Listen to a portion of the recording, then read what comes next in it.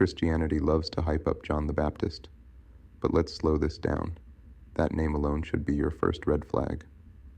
John the Baptist? That sounds like a French colonizer from 1700s New Orleans, not a Middle Eastern man from 2,000 years ago. Let's break it down.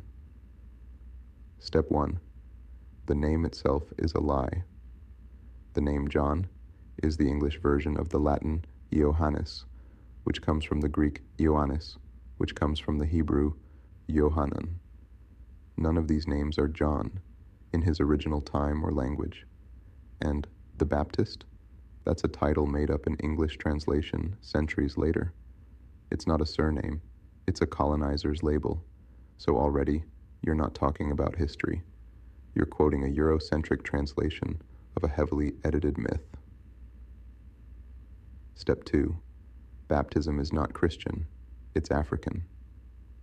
Before John ever dipped a toe in water, Africans had water rituals for thousands of years. In Kemet, ancient Egypt, water was used for ritual purification long before the Bible existed. The Nile itself was considered a sacred, life-giving force. Priests would immerse in water daily to cleanse spiritually before entering the temples. Baptism was African spirituality. Christianity copied it and gave it a new name. So when Jesus gets baptized in the story, how did he know about an Egyptian ritual if African spirituality is supposed to be demonic? You hate what's African, but your religion is built on African practices. Step 3. Even Jesus followed African traditions.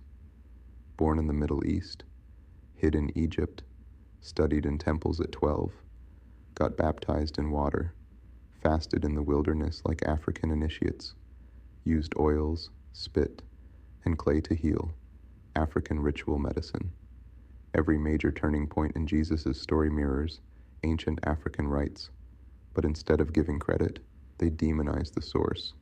They told you it's evil, then rebranded it as holy. Final thought. Christianity didn't invent baptism. It repackaged African rituals, renamed the people, then called it divine. John the Baptist was never his name. Baptism was never their invention. And Jesus followed African tradition. Then they erased the roots. You're not praising holiness. You're following colonized copies.